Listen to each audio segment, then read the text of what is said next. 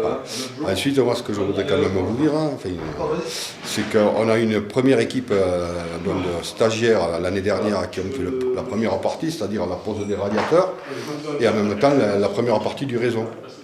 En matériel, il va y en avoir pour 25 000 euros à peu près, 25-30 000 euros. Hein. Donc, monsieur le maire nous avait demandé de le faire en 2 fois. On avait décidé de remonter cette année avec les nouveaux stagiaires pour faire la finition. On fera donc la mise en eau et ensuite on remontera le jour où le technicien va venir faire la mise en route. Vu que c'est les chaudières qui va programmer, et donc ce jour-là on sera présent aussi pour voir un peu ce que ça donne et le résultat vraiment de leur travail. L'année dernière, j'avais un groupe de 12. Cette année, au départ, j'avais 12 personnes, mais j'en ai 2 qui ont eu une sortie positive, c'est-à-dire qu'ils ont trouvé du travail. Et donc, on avait fait la première partie avec donc, le gîte, la salle, le gîte, donc avec la cuisine. Et cette année, monsieur le maire nous a demandé de rajouter 2 radiateurs à la salle des mouflons. Donc, c'est ce qu'on vient de reprendre pour donc, remettre ces 2 radiateurs en place. Donc ça va nous faire en définitive 1, 2, 3, 4, 5, 6, 7. On va passer à 10, 12 radiateurs quand même, sur le chantier. Voilà.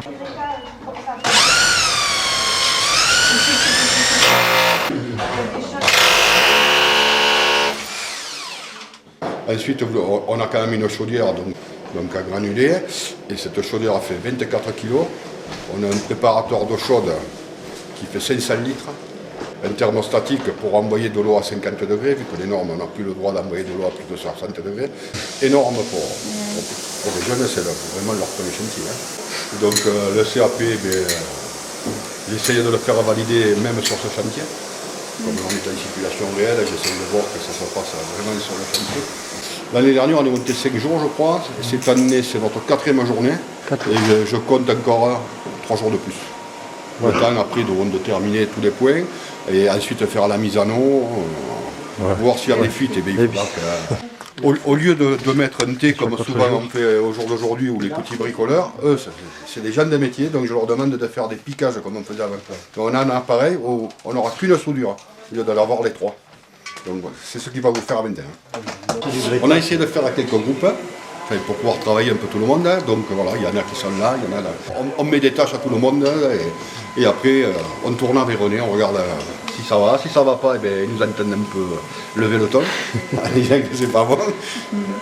Et j'essaie de leur faire comprendre qu'ici on est dans une entreprise, c'est-à-dire que chez un patron, on n'a pas le droit à l'erreur.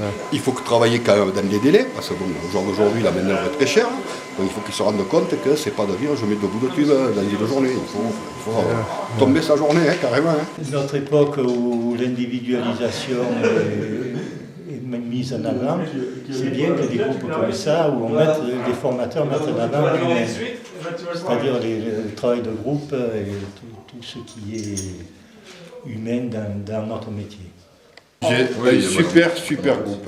Franchement, cette année, le groupe est super entre eux, il y a une bonne entente. Je viens tous les jours de Balaruc et on mange dans les Hauts-Cantons. Ça plaisante pas. On a fait beaucoup de repas.